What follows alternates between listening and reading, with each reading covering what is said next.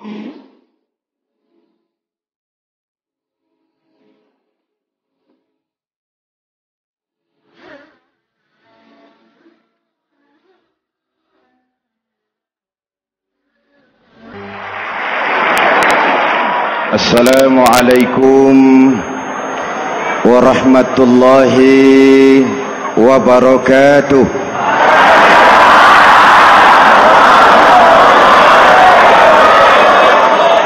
Alhamdulillahi rabbil alamin, wassalatu wassalamu ala ashrafil mursalin, sayyidina wa maulana Muhammadin wa ala alihi wa sahbihi ajmain, amma ba'du.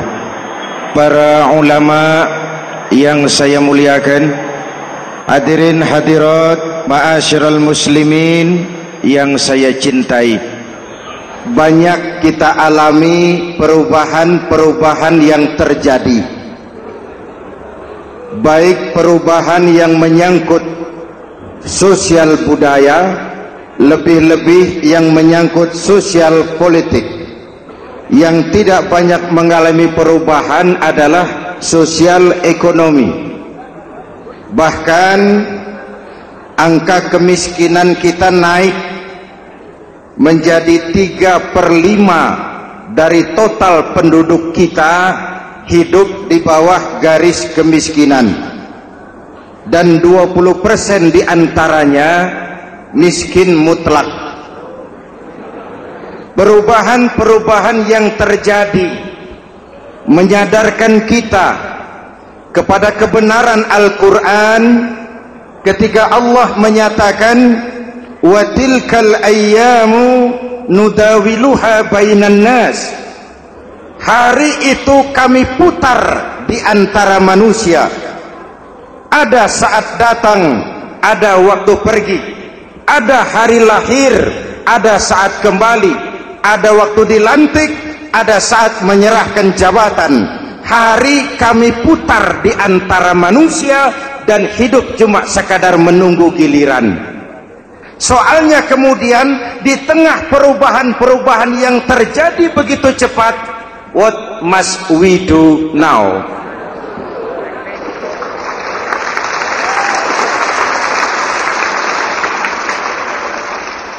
Saya juga nggak ngerti itu. Yang penting kan penampilan. Saudara-saudara kaum muslimin di seluruh tanah air, jadi pemimpin adalah pelayan bagi orang yang dipimpinnya. Okelah, perbaikan ekonomi, pembukaan lapangan kerja baru kita serahkan kepada pemerintah, karena kita percaya mereka orang-orang terpilih belaka yang dipilih dengan kepercayaan akan mampu membawa rakyat keluar dari kesulitan. Amin. Tugas kita sekarang di zaman susah meluruskan akidah. Jangan sampai mbah dukun yang naik ke permukaan. Betul? Islam misinya yang pertama membebaskan manusia dari kemusyrikan. 13 tahun Rasul berjuang di Makkah, menanamkan akidah, meluruskan keyakinan, membentuk iman. 13 tahun membebaskan manusia dari belenggu kemusyrikan. 13 tahun menanamkan la ilaha illallah Muhammadur Rasul dengan seluruh konsekuensinya. Kalau saya yakin tidak ada Tuhan selain Allah, saya tidak akan minta tolong kecuali hanya kepada Allah. Saya tidak akan pernah takut kecuali hanya kepada Allah. Saya tidak akan menggantungkan hidup kecuali hanya kepada Allah. Saya tidak akan minta rizki kecuali hanya kepada Allah. Saya tidak akan melarikan persoalan kecuali hanya kepada Allah. Kalau konsekuen dengan keyakinan ini, mbah dukun nggak dapat tempat.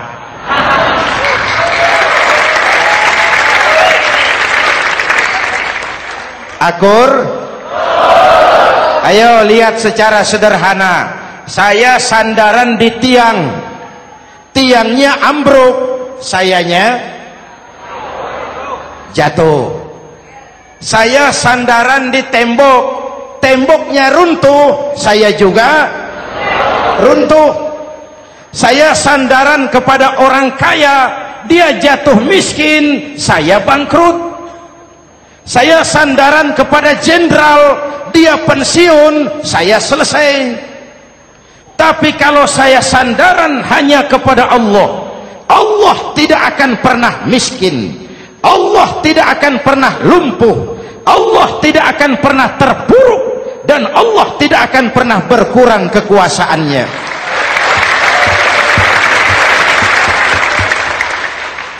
Maka umat Islam, sesulit apapun zaman yang kita hadapi, Allah juga tempat kita bersandar. Jelas? Selama ini kita iman dalam ucapan, tapi sekuler dalam perbuatan. Di masjid ada Allah, di kantor Allah tidak ada, maka korupsi merajalela.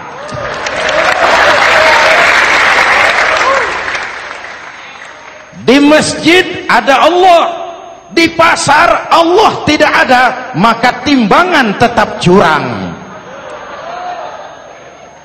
Kita iman dalam ucapan, tapi sekuler dalam perbuatan.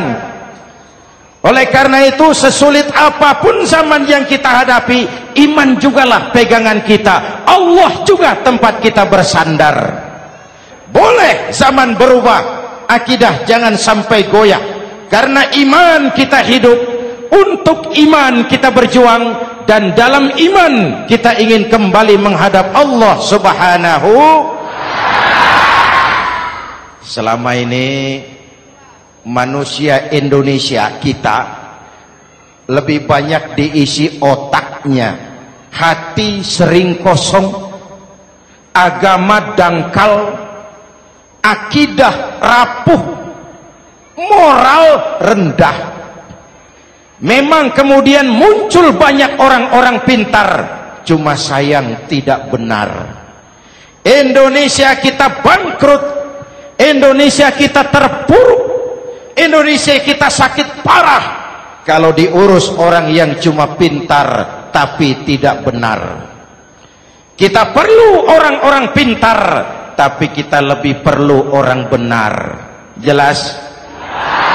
Kalau cuma pintar tapi tidak benar, itu yang sering saya sampaikan, nanti disuruh ngurus beras malah nimbun beras.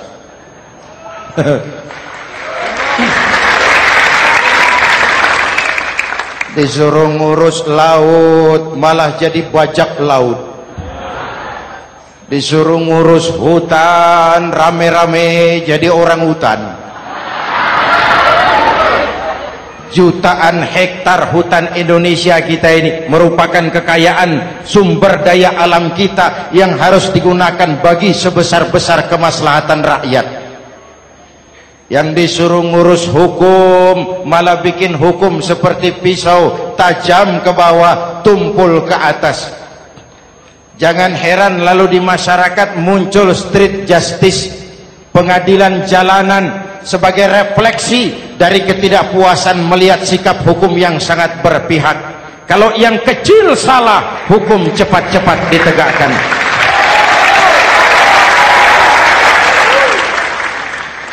Lihat saja sekarang ini, kalau orang terkenal banyak uang, punya masalah, antri yang bela. Betul? Tapi saudara lihat si Marsinah di Jawa Timur, si Sengkon dan Karta di Jawa Barat, si Udin Bernas wartawan Jogja, terseok-seok mencari keadilan, sampai hari ini urusannya masih remeng-remeng. Kenapa bisa begitu? Jawabannya sederhana, tidak ada fulus. Ada fulus mulus, tidak ada fulus manfus. Betul? Jangan sampai para penegak hukum kita terjebak pada lagu baru, maju tak gentar membela yang bayar. Biar bertentangan dengan nurani, biar bertentangan dengan public opini, biar bertentangan dengan rasa keadilan. Siapa yang bayar, itulah majikan. Mau benar atau salah, belain terus. Kalau seperti inilah hukum kita, mafioso keadilan akan tetap gentayangan. Hadirin yang saya hormati, 13 tahun beliau berjuang di Mekah, meluruskan keyakinan, memantapkan akidah, meneguhkan iman. Dari situ segalanya dimulai, dan ke situ segalanya akan menuju.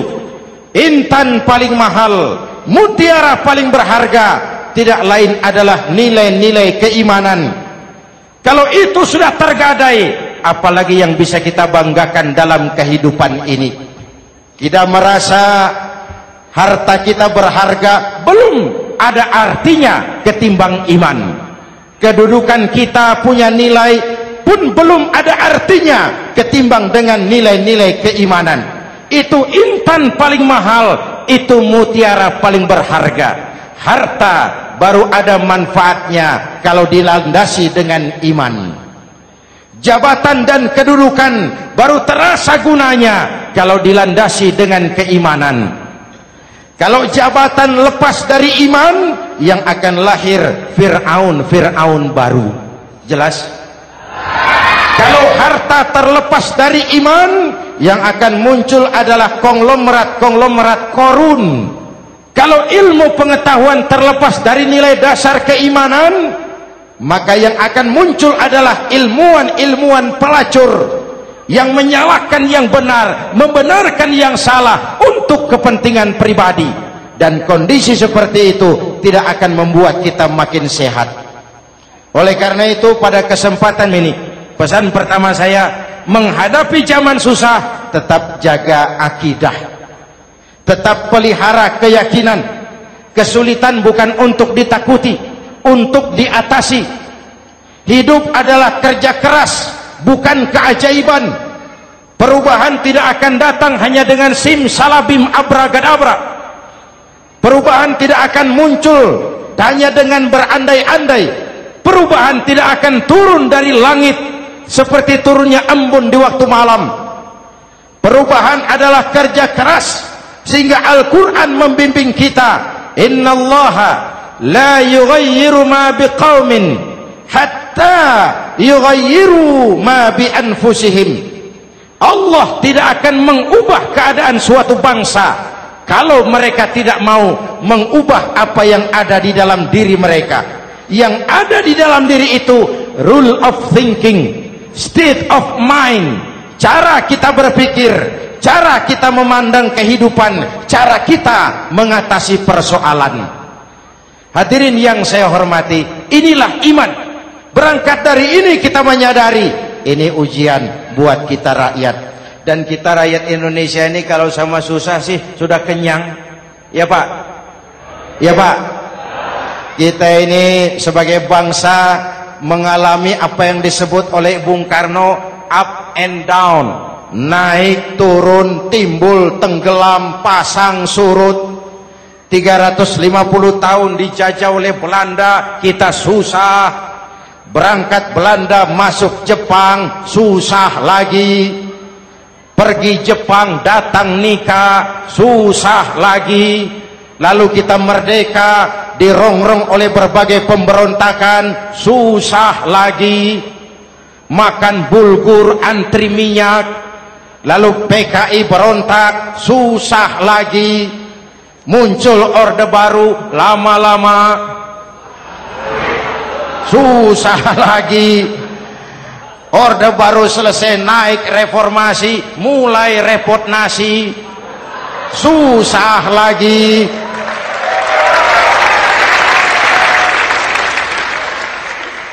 Kalau susah kita ini sudah akrab, sudah intim. Mestinya kalau sudah susah seperti itu, jangan salah sikap menyikapi kesusahan. Jangan sampai kita potong kompas, ambil jalan pintas, terjebak menghalalkan segala cara. Itu tidak akan menguntungkan, itu tidak akan menyelesaikan. Kalaupun selesai, nampaknya penyelesaian sesaat, dan penyelesaian sesaat bukan penyelesaian yang sebenarnya. Karena itu tetaplah dalam koridor keimanan. Boleh zaman berubah, akidah jangan sampai goyah. Silahkan masa berganti, tapi keyakinan jangan mati. Sekali la ilaha illallah sampai tetes darah paling penghabisan, tetap la ilaha illallah. Sanggup? 3 orang. Sanggup? 21. Sanggup? Kalau sanggup kita harus konsekuen. Saudara-saudara di seluruh tanah air, misi yang kedua dari Islam setelah membebaskan manusia dari kemusyrikan, membebaskan manusia dari ras diskriminasi, mengikat manusia dengan tali akidah. Sebelum Islam datang, manusia dibedakan oleh warna kulit, manusia dibedakan oleh faktor keturunan, manusia dibedakan oleh faktor harta dan benda. Adalah Rasul yang mengajarkan, innallaha la yanzuru ila suwarikum wala ila amwalikum walakin yanzuru ila qulubikum wa a'malikum. Allah tidak melihat potonganmu, Allah tidak melihat hartamu.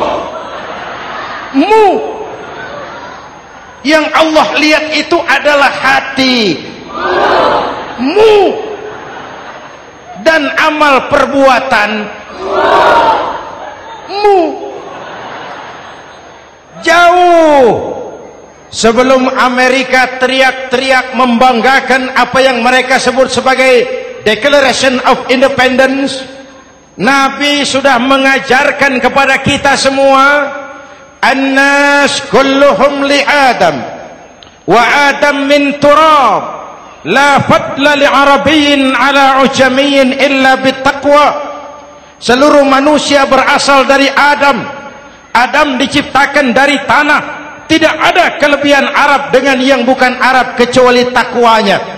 Jauh sebelum Amerika mencanangkan bahwa semua manusia dilahirkan sama, that all men are created equal. Jauh sebelum itu Islam sudah membebaskan manusia dari ras diskriminasi. Apa dalam konteks kekinian menghadapi zaman susah tetap jaga kerukunan? Ya Pak, ya Bu, oi Bu, menghadapi zaman susah tetap jaga kerukunan, baik antar umat seagama, antar umat beragama, maupun antar umat beragama dengan pemerintah. Menjaga kerukunan, jangan saling sikat sikut di antara kita. Sebab kalau sudah rukun, saya ajak berhitung, 1 ditambah 1 sama dengan, itu matematika namanya, hasilnya pasti. Tapi angka sosial hasilnya aneh. Saya ubah jadi angka sosial. Ayo kita berhitung lagi. 1 orang takut ditambah 1 orang takut sama dengan 2 orang setengah berani. Kenapa setengah berani? Karena sudah berdua. Tadi kan takut sendiri. Kalau sama-sama takut berkumpul jadi setengah berani. Kalau ditambah 1 orang takut lagi, 1 orang takut ditambah 1 orang takut ditambah 1 orang takut sama dengan 3 orang berani. Kenapa jadi berani? Karena sudah bertiga. Kita yang lemah, kita yang marginal, kita yang dikucilkan, bahkan kita yang dilecehkan, kalau mau rukun kita akan kuat dan tidak bakal dipermainkan orang.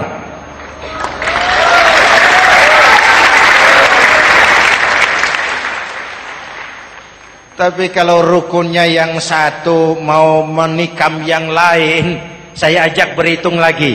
Yuk berhitung yuk. 1 ekor ayam ditambah 1 ekor musang sama dengan 1 ekor musang. Kemana ayamnya? Dimakan musang. Betul nggak nih hitungan? Ayo kita hitung lagi. 1 ekor ayam ditambah 1 ekor musang sama dengan 1 ekor musang. Kemana ayamnya? Dimakan musang. Jadi kalau kita suka kumpul dengan orang yang mau makan kita, selesailah kita.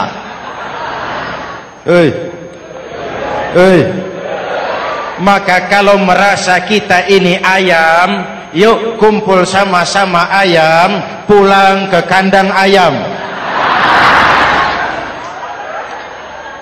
Kalau ada ayam kumpul ke kandang musang, itu namanya ayam minum baygon. Jelas? Menjaga kerukunan. Pertama, antar umat seagama, sesama muslim harus saling menjaga, harus saling memelihara. Baik dia muslim yang jadi kapolri, baik dia muslim yang jadi kasat, baik dia muslim yang jadi pengusaha, baik dia muslim yang jadi petani, nelayan, guru, semua komit menjaga semangat kebersamaan, rukun antar umat seagama. Jelas? Jelas? Hadirin yang saya hormati, atas dasar itu saya ingatkan kembali, kita semua ingin persoalan terorisme dilepaskan kaitannya dari agama manapun. Tidak ada kaitannya terorisme dengan Islam, dengan Kristen, dengan Hindu, dengan Buddha. Tidak ada kaitannya terorisme dengan pondok pesantren.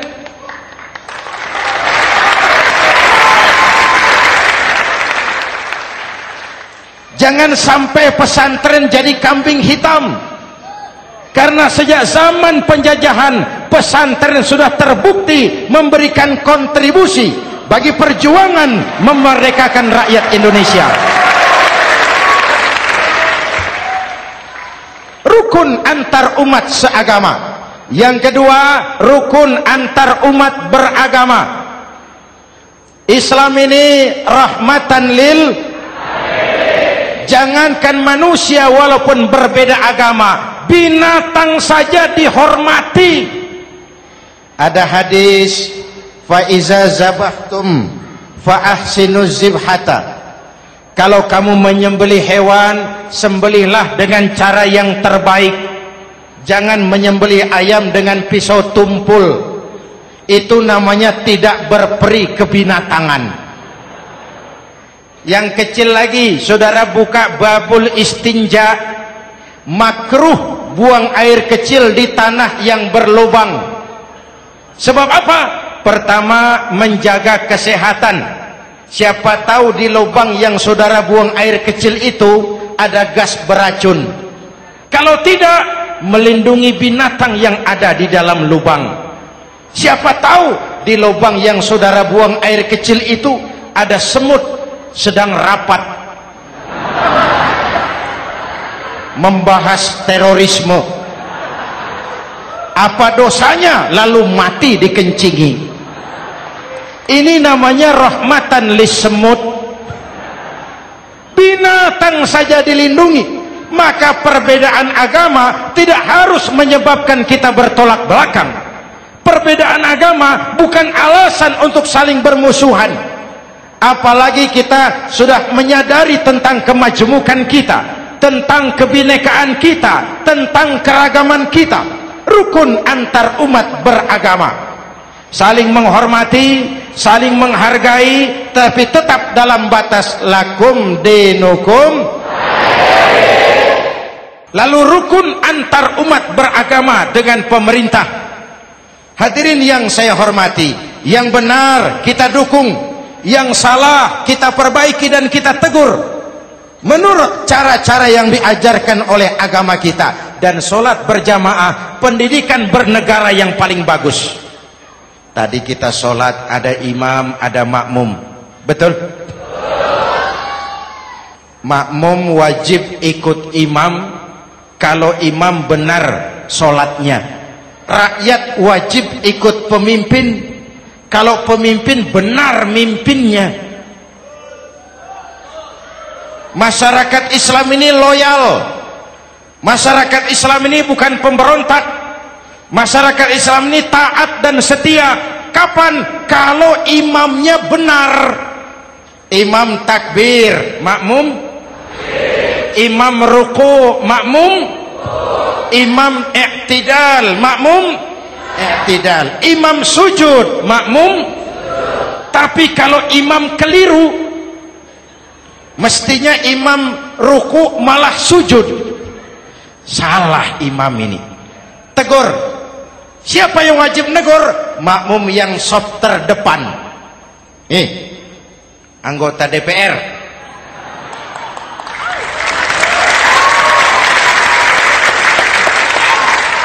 Ini wakil-wakil makmum ini, saf di depan ini. Kalau imam keliru, mereka paling tahu. Ngomong, tegur. Bagaimana negurnya? Ada aturan main. Mestinya ruku, imam sujud. Salah ini imam. Subhanallah. Kan begitu negurnya. Betul? Tidak boleh juga imam keliru, makmum emosi. Main pegang. Woi, makmum salah. Hoi, hoi. Kacau sholat. Betul? Anggota dewan ini saf di depan. Itu kalau imam keliru. Satu saat imam buang angin.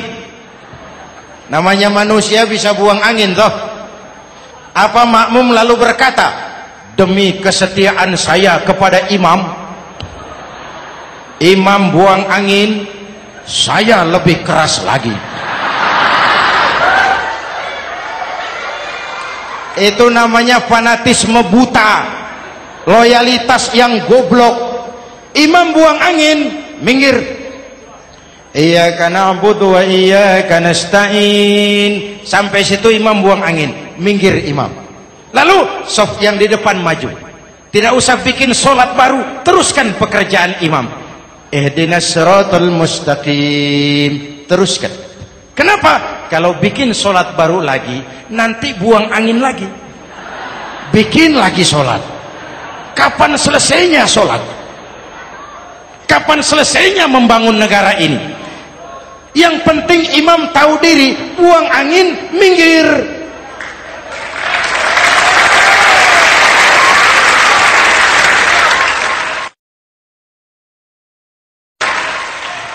Ini kacaunya sholat berjamaah kita sekarang.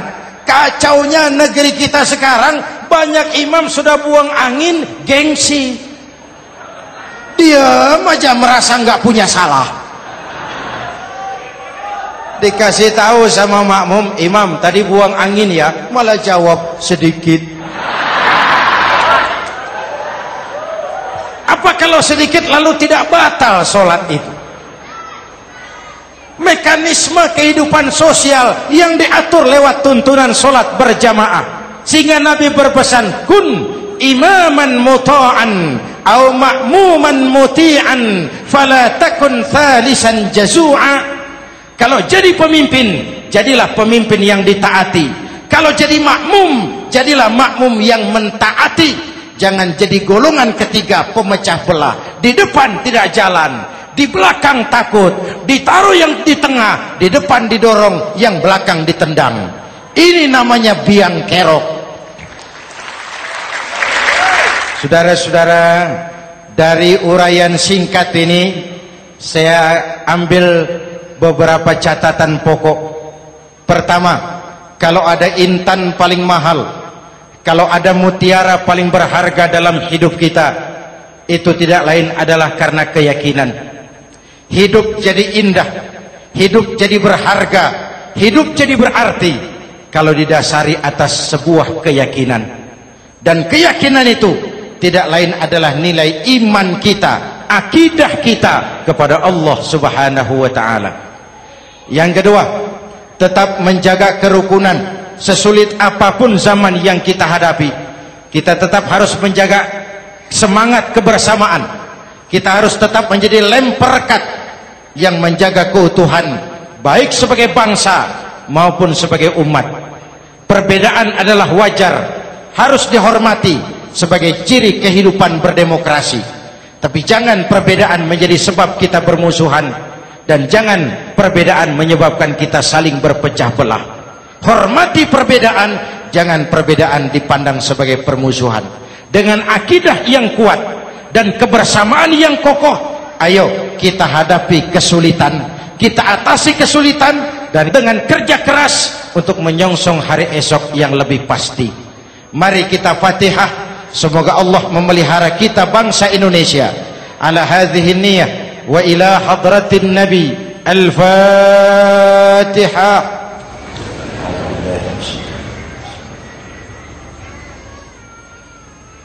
Iyyaka na'budu wa iyyaka nasta'in. Ihdinas siratal mustaqim. Siratal ladzina an'amta 'alaihim. Bismillahirrahmanirrahim. Amin. Alhamdulillahi rabbil alamin. Allahumma salli wa sallim wa barik ala sayyidina Muhammadin wa ala alihi wa sahbihi ajma'in. Allahumma rabbana taqabbal minna salatana wa siyamana wa qiyamana wa takhashu'ana wa ta'abbudana wa tammim taksirana ya arhamar rahimin. Allahumma aslih man fi salahihi salahul muslimin. Allahumma ahlik man fi halakihi salahul muslimin. Allahumma rabbana la tu'akhizna in nasina aw akhtana. Rabbana wa la tahmil alaina isran kama hamaltahu ala alladhina min qablina. Rabbana wa la tuhammilna ma la taqata lana bih wa'fu 'anna waghfir lana warhamna anta maulana fansurna 'alal qaumil kafirin. Allahumma ij'alna minas su'ada'il maqbulin wa la taj'alna minal ashqiya'il mardudin. Afdalu ma qultuhu ana wan nabiyyuna min qabli. La ilaha illallah.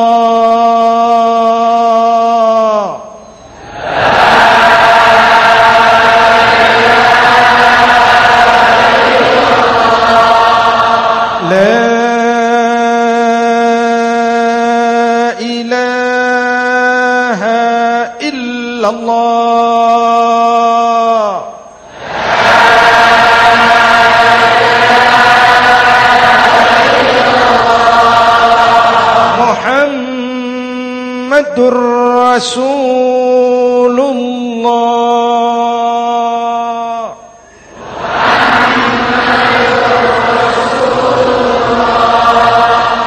Sallallahu alaihi wa alihi wa sallam. Kalimatu haqqin 'alaiha nahya wa 'alaiha namut wa 'alaiha wa biha nub'atsu insyaallah minal aminin minal aminin minal aminin rahmatika ya arhamar rahimin. Sallallahu ala sayyidina Muhammad wa ala alihi wa sahbihi ajma'in. Ana rabbika rabbil izzati amma yasifun. Salamun alal mursalin walhamdulillahi rabbil alamin. Jumpa lagi di lain kesempatan insyaallah. Wassalamualaikum warahmatullahi wabarakatuh.